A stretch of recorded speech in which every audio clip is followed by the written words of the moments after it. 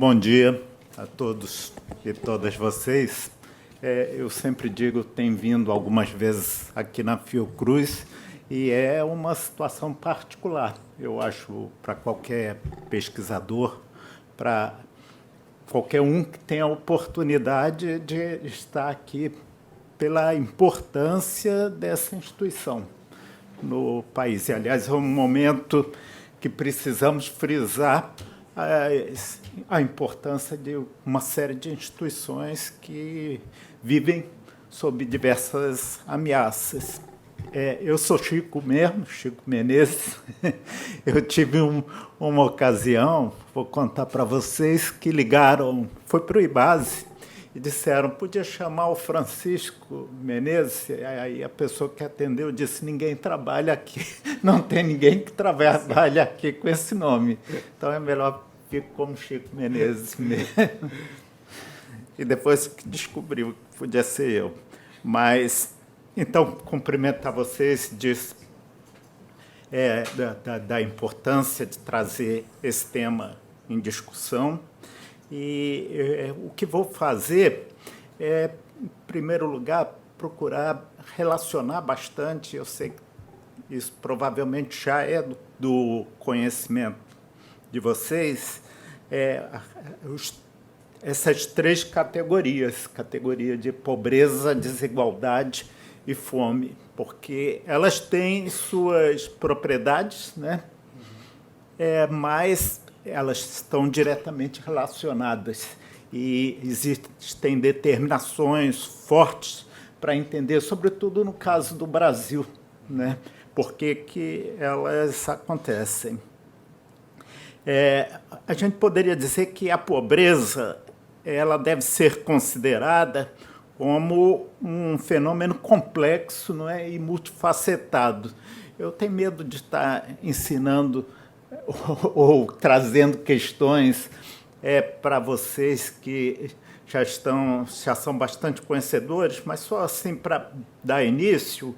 Por exemplo, o também economista indiano Amartya Sen, né? Ele foi uma pessoa que trabalhou muito essas categorias, né? Então, dentro da questão da pobreza, dizendo assim, das múltiplas formas de empobrecimento. Isso é muito importante, inclusive para a realidade brasileira, porque eu diria que temos muitas pobrezas no Brasil, com suas peculiaridades, né? E, segundo Sen, não é, ele até se refere, ele e outros pesquisadores, como três tipos de pobreza, a grosso modo, acontecendo. Não é? Primeiro, aquela que, inclusive, é identificada como pobreza absoluta, né? E que é aquelas pessoas que elas não têm um mínimo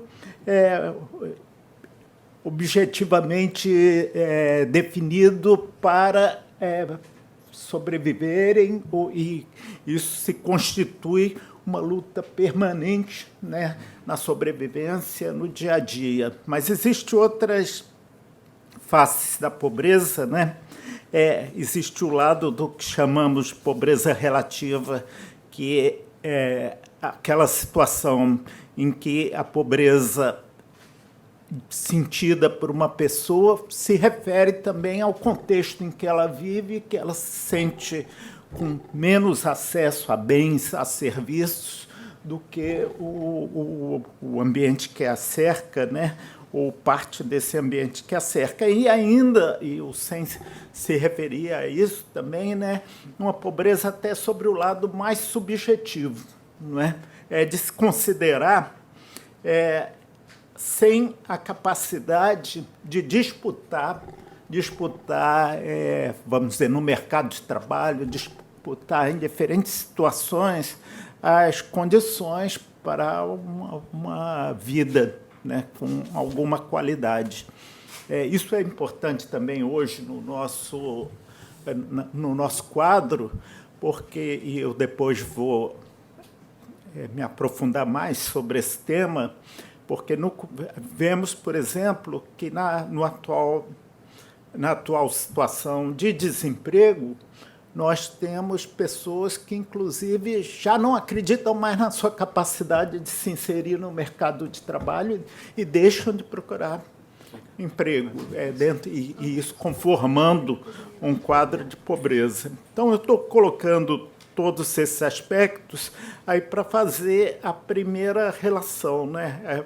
A relação com a desigualdade, não é? Que, no caso brasileiro, sem dúvida nenhuma, é vamos dizer, o elemento principal da produção de pobreza nesse país, né? Que se dá, não é? Portanto, essa desigualdade, por essa disparidade, essa diferença entre classes sociais e entre indivíduos, né?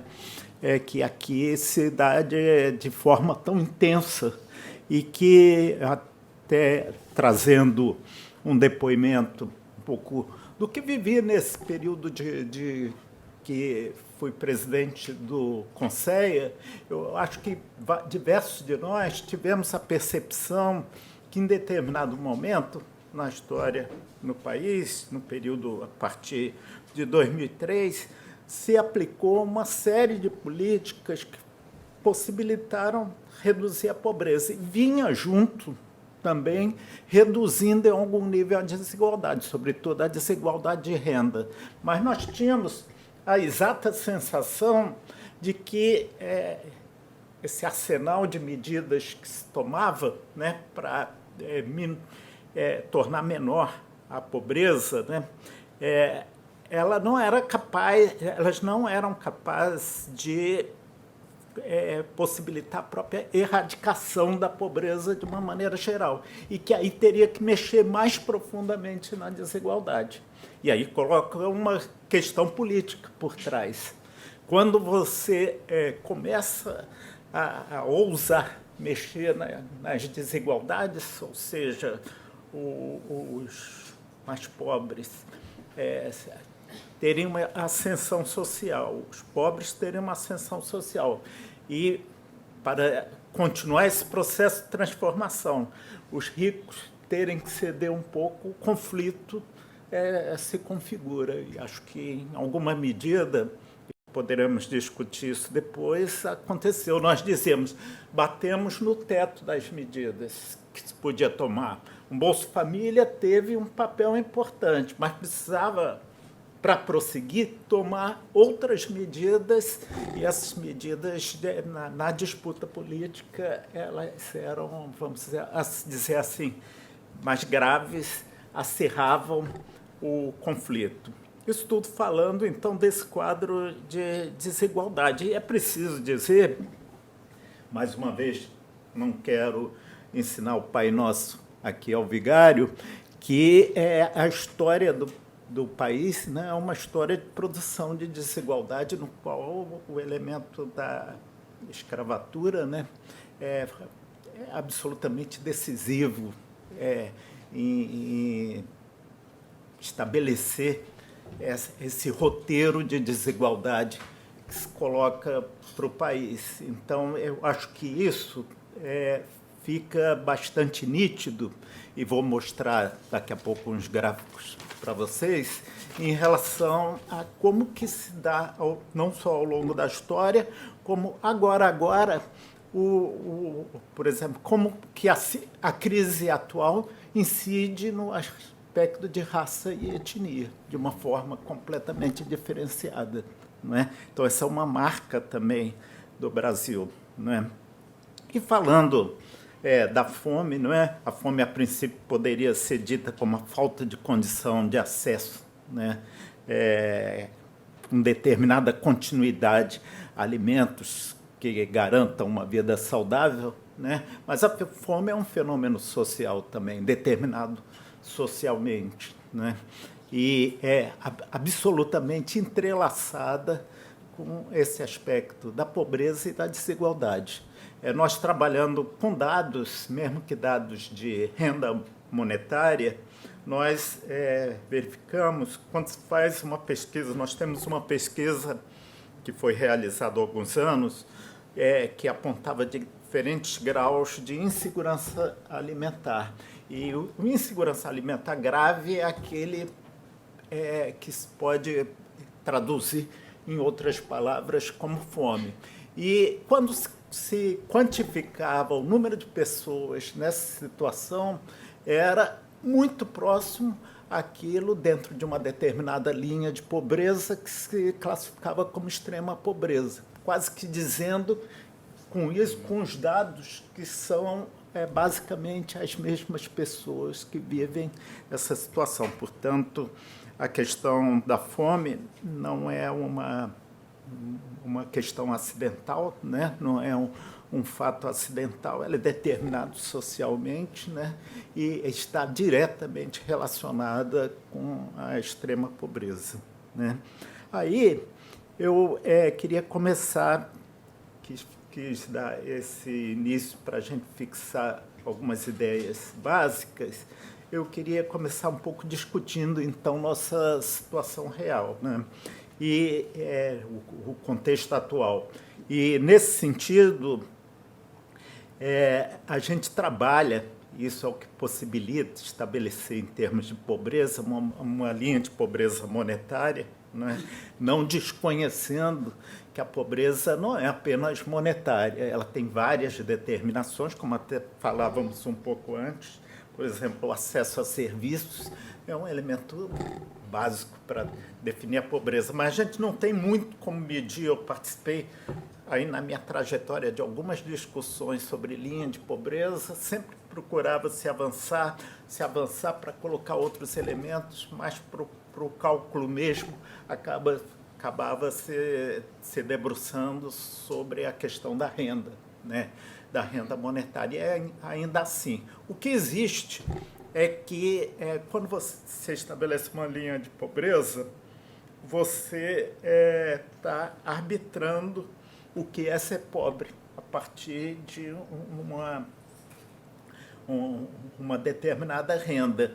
E aí as opiniões variam. Hoje, por exemplo, você tem uma diferença grande entre aquilo que era calculado até bem pouco tempo e que, inclusive, o IBGE assumia em relação à linha de pobreza e linha de extrema pobreza, e o que o Banco Mundial depois colocou, com níveis diferenciados. Então, você vai ter, quando calcula isso, a partir dos dados, pelos mesmos dados oficiais, você vai ter um número de pessoas nessa condição diferente em relação a uma linha e outra. Isso é um pouco o que eu queria apresentar. Aí a primeiro slide, deixa eu ver se eu acertei mesmo, é isso. Vejam, então, pela metodologia do Banco Mundial, deixa eu falar uma coisa importante que até aqui, dentro da Fiocruz, a gente já discutiu. O Brasil está vivendo um momento que eu chamaria de verdadeiro apagão estatístico. Uma série de pesquisas que foram realizadas e que já não há mais motivo para não terem sido divulgados os resultados não estão sendo divulgados. E aí eu vou citar para vocês uma primeira, que a PNAD contínua, não é? Ela faz... Quem é entrevistado, aliás, eu vivi a peculiaridade que eu estudava a PNAD contínua e fui sorteado para ser um dos entrevistados da PNAD contínua, visitava a nossa casa. E a PNAD contínua faz perguntas sobre renda. E uma vez por ano, eles publicam um suplemento, que é o suplemento de rendimentos. Através desse suplemento de rendimentos, é possível você medir a pobreza e a extrema pobreza, além de outros vários elementos, como está o comportamento da renda, esse tipo de coisa. O último que saiu foi em abril de 2018, com os dados referentes a 2017. Nós estávamos na expectativa de que sairia em abril de 2019, os dados fecharam 2018, porque eles têm esses dados. Isso não é algum sinal de incapacidade do IBGE. porque a gente sabe que os dados estão prontos. Não há razão para os dados não estarem prontos. Sofreu sucessivos adiamentos, chegamos em setembro e a gente não sabe como fecharam os dados de 2018. E é por isso que eu só estou indo até 2017. Não podemos inventar dados. Mas já mostra um processo a gente está comparando aqui uma evolução 2016-2017, que a pobreza e a extrema pobreza estão crescendo de uma forma acelerada. Nesse sentido, e eu acho que isso está à vista de todo mundo, né? Isso é indiscutível. E não estou falando, se eu tivesse trazido os dados de 2014 em diante, porque a metodologia do Banco Mundial só entrou em 2016, mas nós estaríamos vendo uma evolução bastante acelerada a partir de 2015, 2016, 2017, e podemos imaginar como será 2018, 2019 os dados. Muito provavelmente, por isso não se quer mostrar os dados, né? Então, temos essa evolução. O Banco Mundial, só para dizer para vocês, ele considera como pobre, né, um rendimento de até 5,5 dólares por dia, né? Ou quando o IBGE fez esse cálculo, equivalia aos R$ 406 por mês, né? Que seria o que definiria uma pessoa pobre. E uma pessoa extremamente pobre seria aquela que, segundo o Banco Mundial, teria uma renda diária, né, de 1,90 dólares por dia, e isso significaria em reais R$ 140 por mês, no cálculo que o IBGE fez em dezembro, né? Essas pessoas estariam na extrema pobreza com essa renda. É diferente, eu estava dizendo para vocês, de outras linhas de pobreza, extrema pobreza. A gente, inclusive, aí eu trouxe uma série mais longa, né, que é interessante ver, que vem desde 1992, foi preparada por um estatístico do IBGE, que nos auxilia nesse cálculo, justamente a partir desses dados que, em abril de 2019, já deveria ter saído em relação aos dados de 2018. E a gente aí nota algumas coisas interessantes. Veja, essa é a metodologia do antigo Ministério do Desenvolvimento Social, que trabalhava com patamares mais baixos. Então, essa extrema pobreza que eu estou mostrando aí, que é a linha em preto, ela significa renda mais baixa ainda do que aqueles R$ 140. Praticamente a metade, seria R$ 70. E a outra linha de pobreza também está rebaixada. Nós poderíamos, portanto, dar um número de pessoas menor do que aquele do Banco Mundial. O Brasil está assumindo a linha do Banco Mundial porque a maior parte dos países assumiram, e está havendo, então, um apelo para comparabilidade entre esses dados. Mas o que nós notamos aí é que o contingente mais pobre, o extremamente pobre chamado aqui, ele tem uma aceleração que, em número de pessoas, ele ultrapassa aqueles que não são extremamente pobres, né, já em 2017. Ou seja, a extrema pobreza no Brasil está está aceleradamente crescendo, e nós temos a expectativa de que isso se acirrou ainda mais em 2018 e agora em 2019. Precisamos saber os dados. Falando de dados, né? Porque com nossos olhos a gente consegue presenciar esse fenômeno, né? Aí, portanto, o eu fiz algumas anotações aqui que não queria deixar, né?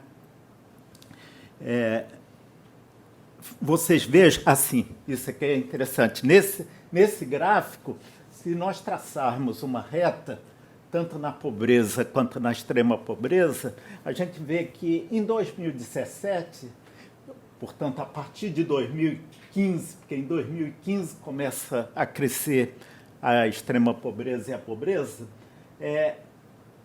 em 3 anos nós conseguimos, ou desgraçadamente, nós chegamos a uma situação que tínhamos vencido há 12 anos atrás, na extrema pobreza. E na pobreza de 8 anos atrás. Então, mostra aí como que, a partir de 2015, e essa aceleração que se dá, 2016, 2017, já leva a uma perda extremamente significativa de conquistas que tinham sido obtidas em relação a essa condição da população.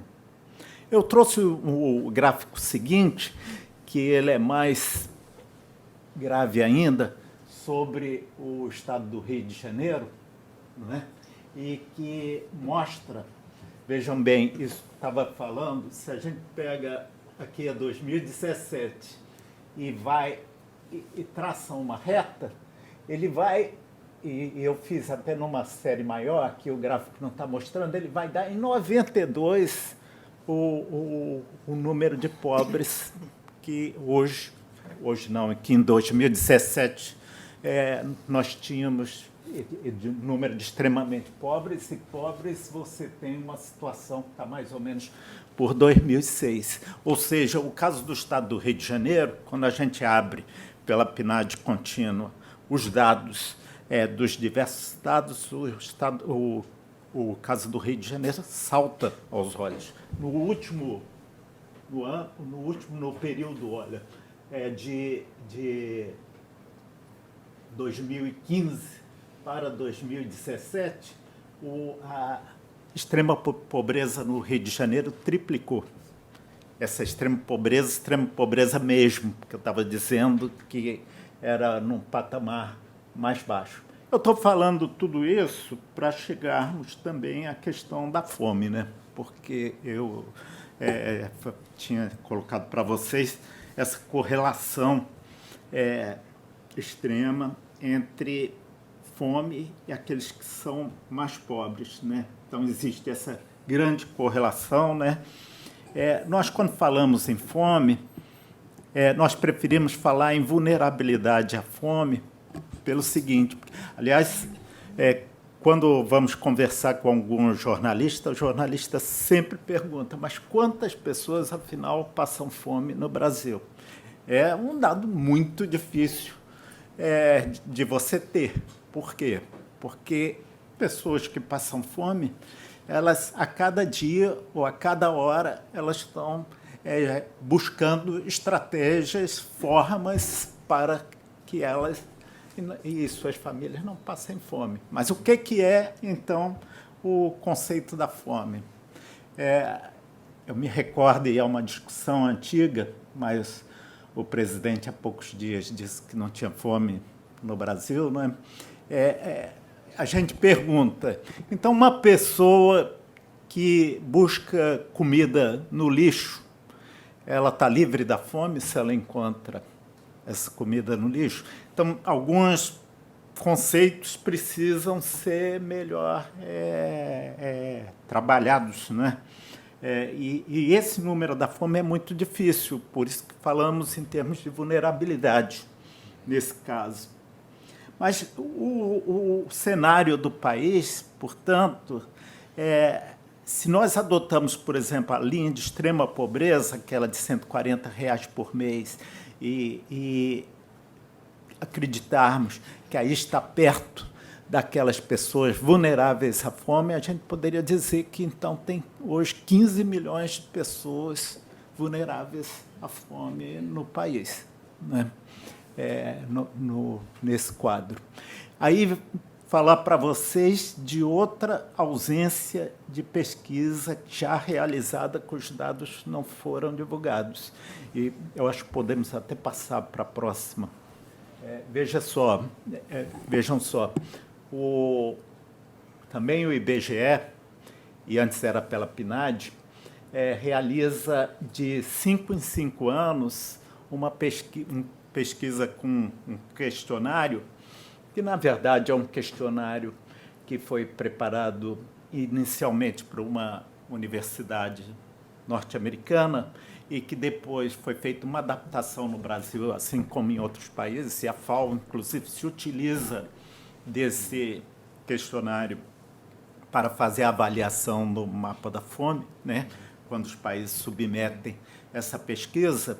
E a gente, nessa tabela, vê um quadro muito promissor, né? Onde, de 2004, primeira vez que foi feita a pesquisa, né, que se chama Escala Brasileira de Insegurança Alimentar.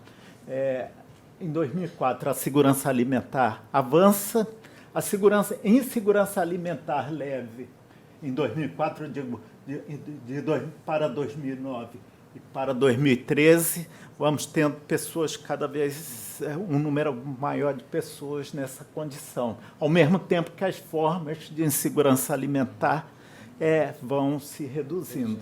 Vamos dizer assim, vai havendo, de alguma maneira, uma transição entre as diferentes faixas, né? Mas se reduzindo a insegurança alimentar grave, que seria aquela mais próxima da fome, como eu falava. E nós temos, então, passaram 5 anos da pesquisa de 2013, em 2018 foi realizada uma pesquisa. O IBGE foi a campo, submeteu o questionário no 2º semestre, e nós não temos o resultado dessa pesquisa. Sempre é bom lembrar pesquisas feitas com recursos públicos. Não pertence a governo esses resultados. E, no entanto, não temos, e aí o presidente diz que não tem fome. Então, nesse quadro, nós aguardamos, mas a previsão que temos é que possivelmente haverá uma grande inflexão aí, revertendo esses resultados que eram bastante satisfatórios, né? Portanto, nós temos estudado esse tema da segurança e insegurança alimentar, vemos com muita preocupação o quadro atual. E Carlos havia falado da extinção do CONSEA, né? O Conselho ele teve diretamente ligado a esse processo que essa tabela mostra, porque as políticas públicas, desde políticas que não estavam diretamente relacionadas com a segurança alimentar, mas que indiretamente tinham uma repercussão. Falo, por exemplo, programa Bolsa Família, que foi todo, na sua Constituição, discutido dentro do Conselho. E outra série de programas e ações que foram, algumas delas, construídas lá dentro, entre governo e sociedade sendo 2/3 e o governo 1/3 na sua composição, mas com uma discussão sempre muito intensa de exames, de estudos, trabalhando dados. A própria EBIA, antes de ser colocada em campo, foi fortemente discutida no Conselho. Então, o Conselho, que é um órgão era um órgão diretamente ligado à Presidência da República, que se reportava para a Presidência, foi extinto no primeiro ato.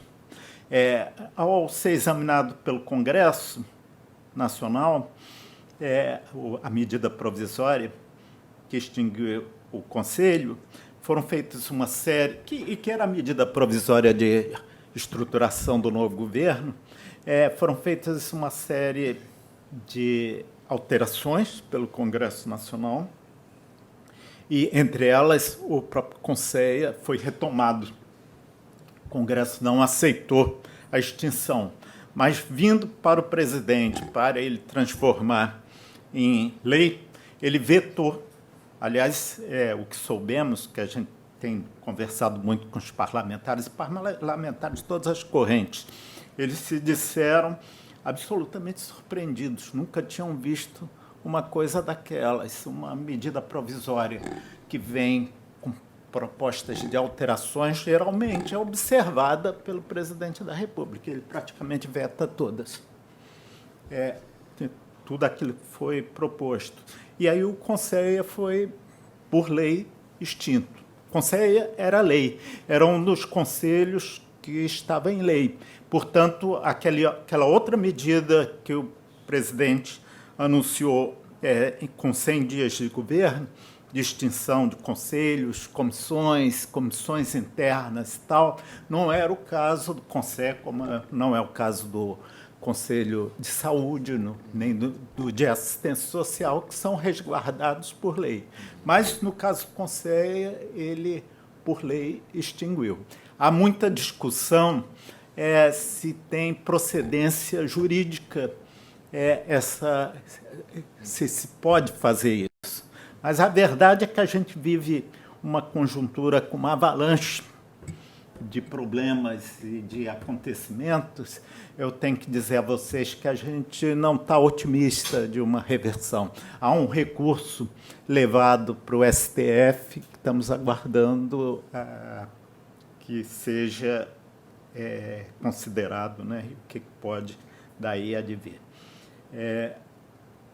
Eu queria dizer a vocês que, assim, dentro desse quadro de preocupação, né, e a Carlos fez praticamente uma síntese do que ia falar, você pode dizer que o quadro de segurança e insegurança alimentar ele é determinado, de um lado, pela política macroeconômica, em grande medida, não é? Então, situações como a questão do emprego, a questão da renda, tem a questão de transferência de renda, tem um forte impacto, né, sobre essa capacidade de acesso, né, mas também conta muito as políticas próprias, políticas de, vamos dizer, no campo da segurança alimentar. E o que aconteceu aí, eu acho que reflete bastante essa situação. Eu nunca fico certo qual foi a ordem que eu coloquei. Então, veja bem, a questão do desemprego, não é? O que vemos, nós tivemos, vamos dizer assim, em 2012, 2013, né, e até 2014, uma situação que se colocava, inclusive, como muito próximo do chamado pleno emprego. E que, a partir de 2015, né, quando surge a crise, né, a dificuldade de governar, e depois 2016, 2017, 2018, e agora 2019, a gente vê que vai para um novo patamar. Já há, e isso não sou eu que estou dizendo, ou, por exemplo, o Diese, que estuda a questão do emprego e que tem farta experiência sobre isso, já fala muito numa situação de desemprego estrutural, ou seja, isso coloca uma dificuldade de mexer nesse quadro da forma, claro, como que se dá a condução da política econômica e uma condução de política econômica que favorece uma situação de desemprego tal como estamos vivendo. E, olhando simplesmente para esses dados, eu não trouxe outros para mostrar para vocês em relação à questão de emprego formal e emprego informal, mas esses dados podem ser até enganadores, porque, na realidade, né, nós estamos verificando que o crescimento do trabalho informal, né, sob suas diversas faces, vem se dando aceleradamente, inclusive respaldando alguma recuperação que se anuncia aí. O último índice do último trimestre deu 12%, mas se verifica, não é, esse crescimento da informalidade de uma forma acentuada. E isso significa ausência de direitos, né? Eu não sei se vocês chegaram a ver uma entrevista na Folha de São Paulo de um economista muito conservador, o José Pastore, né? Mas do passado, aí, desde a época da ditadura, e ele advertia o risco que o país corre no futuro, e num futuro que não está longe, dada a total falta de proteção para os idosos, né? Para todos aqueles que estão no mercado de trabalho, estão sem contar com nenhum resguardo, vamos dizer, diante dessa situação. Então, os dados de desemprego eles são mais graves do que simplesmente o que mostra, né, o chamado desalento, que é aqueles que justamente desistiram de procurar emprego. Esse dado vem crescendo cada vez mais, né? Somando-se, aí eu disse que aqui são só os que estão procurando emprego.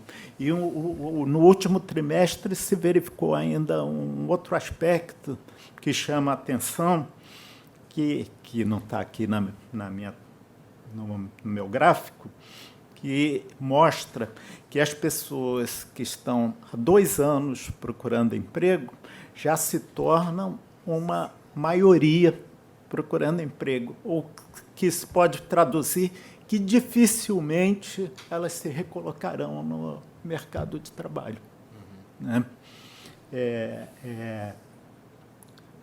O desemprego atinge hoje a população jovem de uma forma acentuada, né? Os índices são iguais ou maiores do que aqueles piores índices que Espanha, Portugal chegaram a ter nos seus momentos de crise mais intensa, né?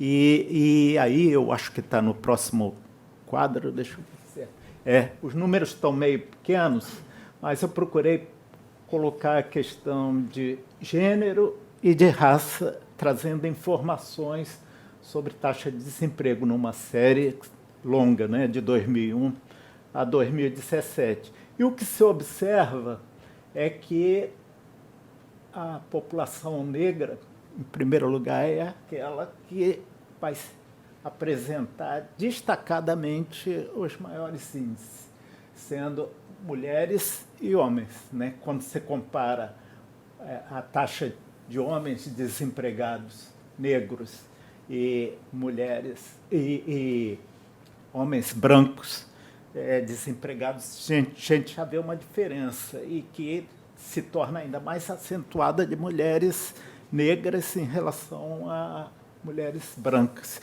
e mulheres negras em relação a homens brancos, então nem se fala, né? Quer dizer, mostra, eu acho que esse quadro de desemprego, ele tem cor, né? Ele tem gênero, né? Porque ele pune principalmente essas pessoas, né, dentro dessa condição. Eu me lembro, eu estava num seminário, mostrei uma tabela um pouco parecida, e havia um sindicalista da construção civil, e ele chamou a atenção para mim. Ele disse: olha, isso tem muita relação, no caso dos homens negros, sobretudo, tem uma relação muito grande com o desmantelamento da construção civil que se deu nesse período.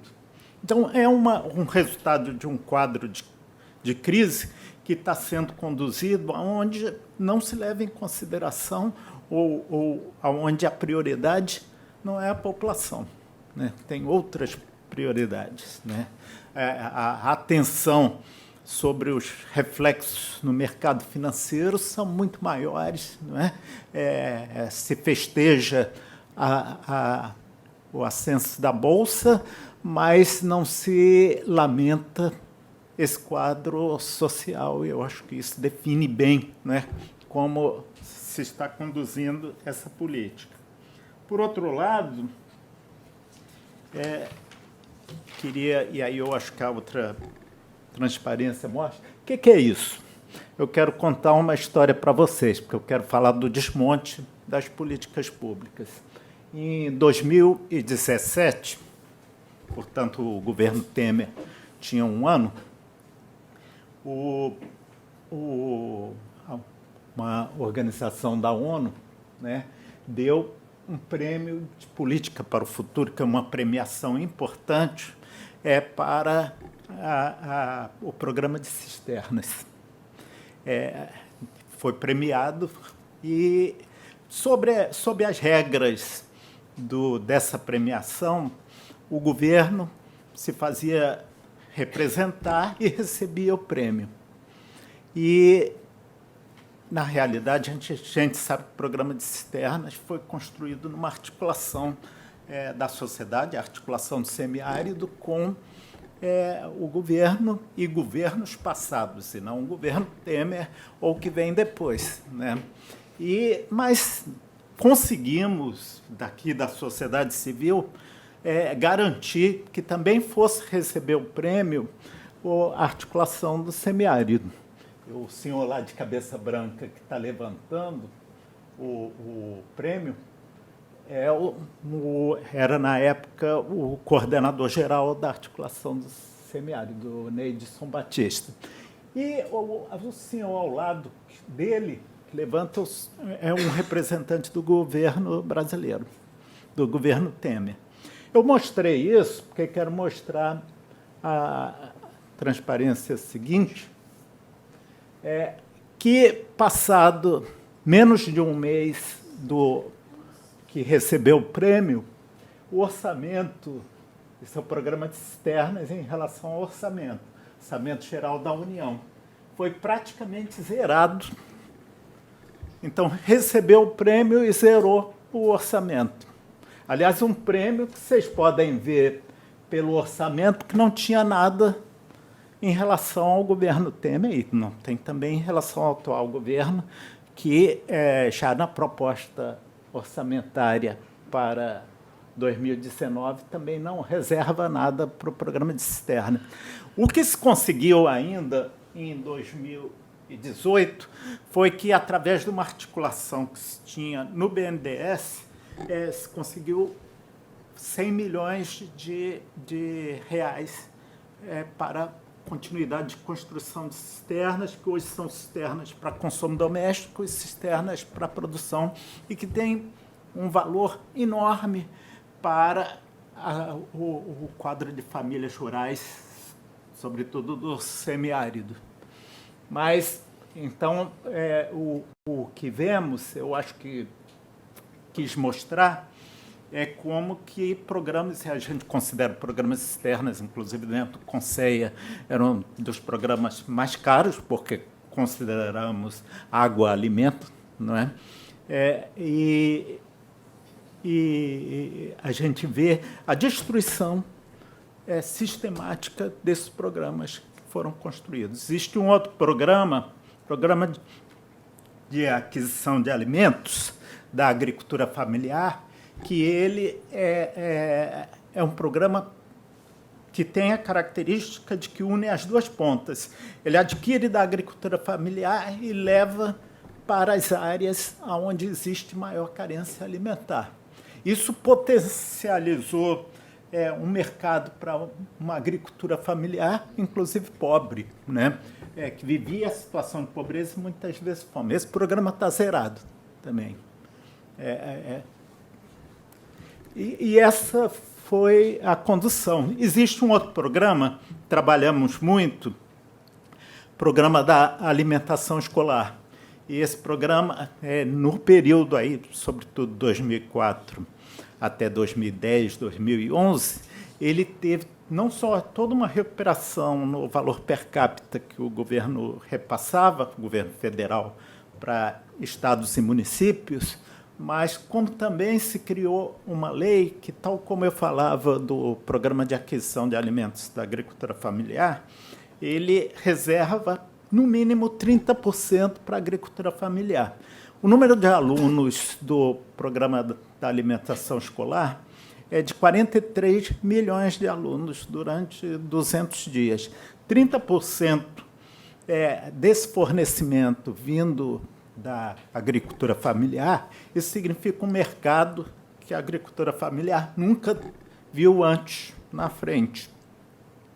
E, portanto, absolutamente importante, e estava se fazendo todo um processo de produção através de agroecologia, estimulado, que vinha crescendo. Esse programa ainda está preservado no orçamento, mas sabemos, primeiro se extinguiu o conselho, um conselho específico no Ministério da Educação que fazia o acompanhamento do programa.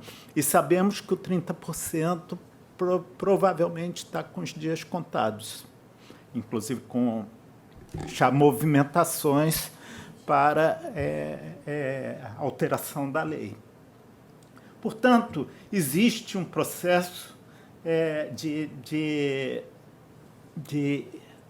não só extinção do Conselho, como de destruição de programas que já repercute, no nosso ponto de vista, no que estamos vendo nas ruas, nos campos, né? Nesse cenário. Né? Terminando, perguntar sobre como reverter isso, né? Como recuperar aquilo que, inclusive, se tinha conquistado. Né?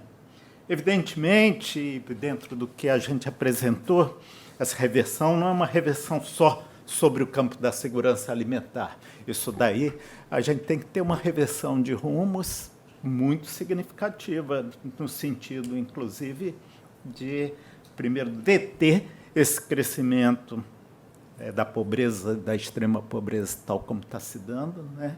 E a reconstrução de políticas que estão sendo destruídas, o que necessariamente passa por uma revisão das opções políticas que se fez na última eleição e que vinham nos últimos anos, né, conduzindo essa política. Portanto, é uma luta maior, né? Nós temos nossas lutas próprias, enquanto que podemos resistir, às vezes estamos segurando um programa ou outro, existem iniciativas a partir dos estados, aliás, coisa semelhante ao que está acontecendo com Mais Médicos, né? Onde alguns governadores resolveram, por conta própria, assumir um programa semelhante nos seus estados.